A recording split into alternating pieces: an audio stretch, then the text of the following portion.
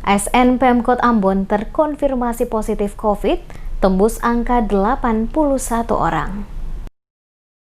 Sampai dengan 28 Agustus 2020, sebanyak 81 ASN Pemkot Ambon terkonfirmasi positif COVID-19 dari hasil swab yang dilakukan pada 10 OPD pada lingkup pemerintah Kota Ambon. Dalam beberapa pekan terakhir ini dan masih bersifat sementara karena belum semua hasil pemeriksaan dikeluarkan oleh tim medis. Hal tersebut disampaikan langsung oleh Wali Kota Ambon Rizat Lohana PC saat diwawancarai tim Demes Media Group dalam kegiatan apel gabungan tim PSBB transisi di Tribun Lapangan Merdeka Ambon pada Jumat 28 Agustus 2020. Wali Kota menjelaskan, swab yang dilakukan kepada seluruh ASN yang ada pada 10 OPD pemerintah kota. Sampai saat ini tercatat 81 ASN terkonfirmasi positif, di antaranya 2 pejabat pemerintah Kota Ambon. Saat ini kata Wali Kota, terdapat kurang lebih 200 hasil swab ASN belum dikeluarkan oleh tim gugus tugas kesehatan Kota Ambon. Dan kemungkinan dari 200 hasil swab yang belum dikeluarkan ini akan ada penambahan jumlah ASN yang terkonfirmasi positif COVID-19.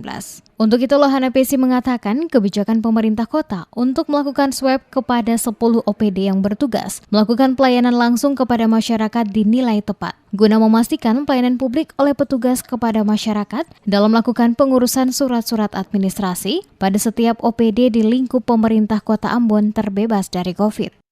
Sampai dengan hari ini 81 ya yang terkonfirmasi, termasuk 2 pejabat pemerintah kota.